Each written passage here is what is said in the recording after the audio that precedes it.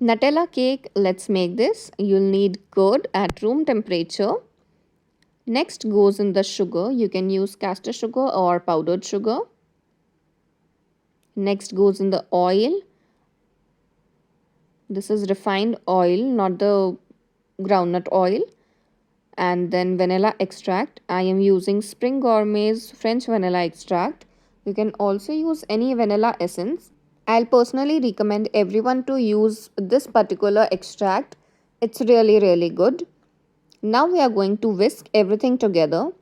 We are going to whisk the whole batter till sugar, oil and curd, all the three ingredients come together and are looking homogeneous. Next we are going to add our star ingredient, that is Nutella. You can always increase or decrease the amount of Nutella that you are adding in the batter, but do not add a lot of Nutella as it will hamper the rising power of the cake. Mix it well till everything is combined properly. At this point of time, you can also add chunks of hazelnut in it. It will taste really good. Now we are going to sift each and every dry ingredients. So first, the flour. I am using all-purpose flour, that is maida. Next goes in cocoa powder. This is unsweetened cocoa powder. Next we'll add baking powder and baking soda. We'll sift everything together. We always sift each and every dry ingredient to break the lumps which are present in the dry ingredients. Also, sifting all the dry ingredients will make the process of mixing the batter much easier and there will be less amount of lumps formed in the batter. Do not overmix it. This is the perfect consistency for the batter. We are going to pour it in an aluminium mold. It will be lined with parchment paper. Please don't use butter paper, always use parchment paper. You can see the consistency of batter over here. I am using a 6-inch aluminium mold to bake this amount of cake batter. You can always increase or decrease the amount of batter and take the tin accordingly. We are going to bake it at 180 degrees Celsius for about 40 to 45 minutes. The cake is nicely baked and is cooled down at room temperature. Just flip the tin on a board and here you can see the cake coming out very nicely and very neatly. Remove the parchment papers from the sides and bottom as well. It will peel off easily. See.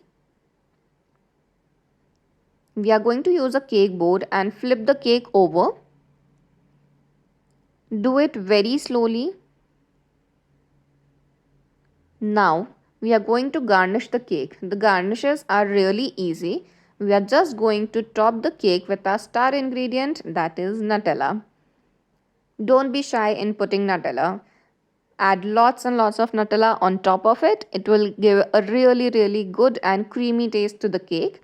As we are not using any other frosting over here, add a good amount of Nutella.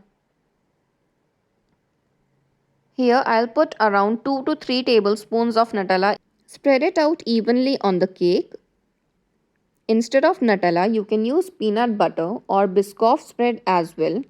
Similarly, while making the batter, if you do not like Nutella, you can also use Biscoff or peanut butter spread while making the batter.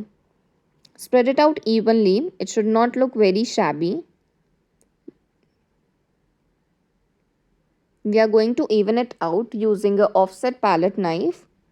You can also drizzle the Nutella on top of it if you do not like a lot of Nutella on it. You can use any chocolate spread or chocolate frosting as a topping for this cake. This cake goes really well with each and every frosting. And do not forget to serve it warm or at room temperature. Next we are going to top it with some hazelnuts.